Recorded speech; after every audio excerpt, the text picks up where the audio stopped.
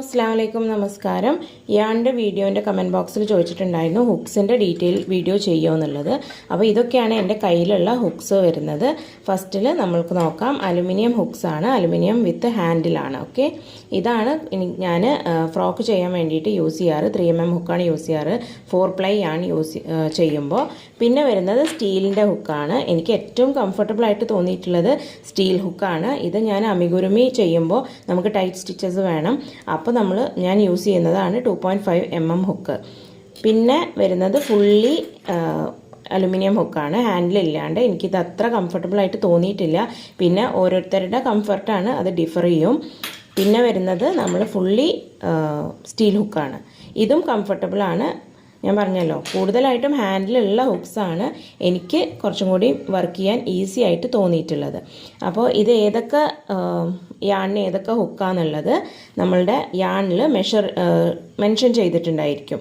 ഇവിടെ കണ്ടോ, നിറ്റിങ്ങിനാണെങ്കിൽ വേറെ മെഷർമെൻറ്റ്, നമ്മളുടെ ക്രോഷ്യേക്കാണെങ്കിൽ വേറെ മെഷർമെൻറ്റ്. അപ്പോൾ ഈ കറക്റ്റ് മെഷർമെൻറ്റിലുള്ള യാൺസ് നമ്മൾ എടുത്തു കഴിഞ്ഞാൽ നമുക്ക് ആ യാൺ വെച്ചിട്ട് നല്ലൊരു പ്രൊജക്റ്റ് തന്നെ ഫിനിഷ് ചെയ്യാൻ പറ്റും. ഇപ്പോൾ ഇതിന് മെൻഷൻ ചെയ്തിട്ടുള്ളത് 4.5mm ഹുക്കാണ്. അപ്പോൾ ഈ 4.5mm ഹുക്ക് മെൻഷൻ ചെയ്താലും നമുക്ക് വേണമെന്നുണ്ടെങ്കിൽ ചെറിയ ഡിഫറിൽ അത് ചെയ്യാൻ പറ്റും. ഇപ്പോൾ ഒരു 5mmലും ചെയ്യാം, അതുപോലെ തന്നെ ഒരു 4.25ൽ ചെയ്യാം. അതുപോലെ ഇതൊരു ഷനൈൽ യാണാണ്. ഇതിൽ മെൻഷൻ ചെയ്തിട്ടുള്ളത് ക്രോഷ്യേക്ക് 4 to 5mm ഹുക്കാണ്. അപ്പോൾ ഈ 4 to 5mm എന്ന് പറയുമ്പോൾ അതിൽ നമുക്ക് വേണമെന്നുണ്ടെങ്കിൽ 3.75 യൂസ് ചെയ്യാം, അതുപോലെ 4.25 യൂസ് ചെയ്യാം. 4ൻ്റെയും 5ൻ്റെയും ഇടയിലുള്ള ഏത് ഹുക്ക് വേണമെങ്കിലും നമുക്ക് യൂസ് ചെയ്യാൻ പറ്റും. അതുപോലെ തന്നെ 5 കഴിഞ്ഞിട്ട് ഒരു 5.25 വരെയുള്ള